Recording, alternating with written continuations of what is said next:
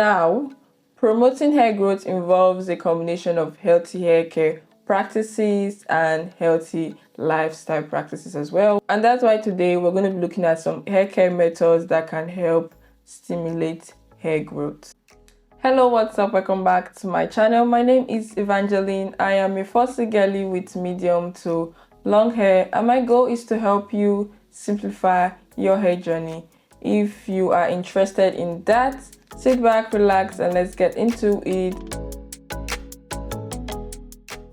Starting with balanced diets. A nutritious diet rich in vitamins, minerals, and proteins is essential for healthy hair growth and, of course, for your general and overall health of your body. So the next time that you are going to supermarket to buy food, make sure you add some leafy greens, some fish. Don't just go and buy eba, gari, and go and soak with soup. No, add some fish, add some fruits, add some vegetables. All these things are necessary for the growth and health of your hair. Secondly, scalp massage. Now, this one I love the most because I have been doing this already for a year or so. Yeah, I kind of incorporated this into my routine already, and it works very well for me. Doing regular scalp massages can help to increase blood circulation, which in turn stimulates your hair follicles and, of course, promotes hair growth. You can use your fingertips when massaging your scalp. You can move it in a circular motion to stimulate the blood, or as well use a scalp massaging tool. Me, I use a scalp massaging tool because I am not expertise when it comes to massaging. My hands will break or my scalp will tear my hands. So I would prefer to just use a scalp massaging tool, which I think just does the job better and I still get good results. Now, avoid tight hairstyles.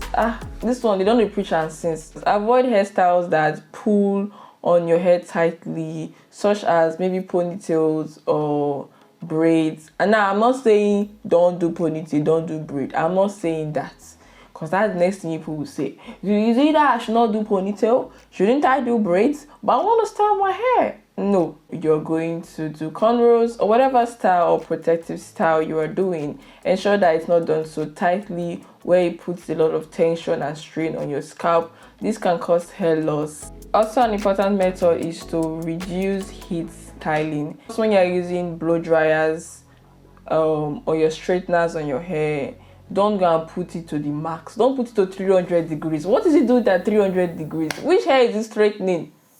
It's natural hair. It's gonna curl either ways. I'm not saying throw out your blow dryer or throw out your hair straightener, or don't do it at all. No, it doesn't make much of any sense. Honestly, I think straightening your hair helps to something that also helps to manage your hair and the health of your hair in general. But I would say just keep it to a minimum, like reduce it. It's not every day you are stretching your hair, you are trying to see the length of your hair. It's not necessary. All that is too much, so after your wash day, you just blow dry. If you want it to be stretched longer, put it in a braid, put it in a twist. Just reduce it, like not every day. It's not an everyday something. Make sure you use a mild shampoo and always condition. For mild shampoos, preferably sulfate-free shampoos, but I don't think it really matters if it has sulfate or it doesn't have sulfate. Just ensure that when you are using shampoo, you are not over cleansing, because regardless whether it's sulfate or without sulfate or sulfate-free, it is still stripping to some extent. It still strips your hair to some extent. So ensure that you are not over cleansing. So once you've done like the first wash, for those who like to go in for double extra wash on their hair, congratulations to you. But when you do that, make sure that you are not going for a third wash or scratching the hair until all the oils have come out. Okay? Alright, I know I came for people now, but relax. as well as deep conditioning. Conditioning your hair regularly just helps to trap in or moisture into your hair shaft, which is important. Hydrating your hair is important. Keeping moisture into your hair, or making sure your hair is able to retain as much moisture as possible is also important with the overall growth of your hair. So keeping your hair moisturized by deep conditioning or putting in a leave-in conditioner from time to time helps to just promote the health and the growth of your hair. This next one, I honestly am not a fan of, and I don't think any natural girly out there or those who are actually trying to grow out their hair are a fan of. I know my friends aren't. This is trimming your hair. It's very important that you do this, but I don't like it. I don't want to really, but I have to. It's more of an have to than I want to. But you have to, because regardless of how much you actually try to protect your hair, your ends, you have split ends, you're going to have breakage. Now, I'm not talking that you have excessive breakage. No, all these practices I mentioned are supposed to help to minimize that, of course. But due to hair being hair and the nature of hair, sometimes there can be breakage. That's why you shouldn't be afraid to snip it off. Don't be afraid to cut your hair. I'm not saying you should go and do big shop. No, I'm just saying just take the ends of your hair. Make sure it's stretched out, or your hair is stretched already, so that you can see clearly where the split end starts, and then you can just trim it off. Preferably get someone to help you with it. Make sure it's stretched so you can actually see where the damage begins, so you don't end up cutting your good hair, because that is counteractive to what we really want, which is to grow hair and keep our hair as healthy as possible. And we don't want to be cutting off the good and healthy hair. Oil and butter treatment, I think, is so important as well when it comes to trying to grow your hair and making sure your hair is as healthy as possible. Some oils I can recommend is coconut oil, chef kiss. When it comes to detangling, the best, honestly the best. The sleep it provides for hair when it comes to detangling it's unmatched so far. Coconut oil, best for detangling. Olive oil, moisture retention. Argan oil as well, jojoba oil, all this fancy oil, castor oil as well. And for butters, I would say shea butter. Maybe avocado butter. I haven't used that, but shea butter I know is also great for to be used as a treatment or as a sealant on your hair. These really just oils or butter just help to seal in that moisture. Now, I say seal in that moisture with intention, because there need to be moisture for it to be sealed. You cannot be trying to seal in dry, crusty, brittle hair.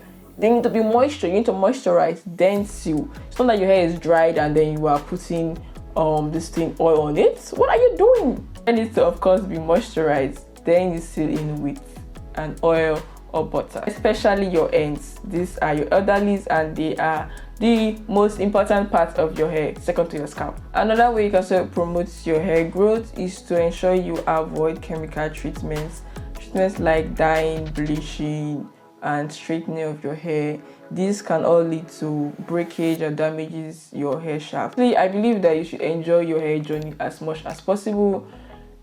If you want to dye, dye it. If you want to bleach, right? It's just hair.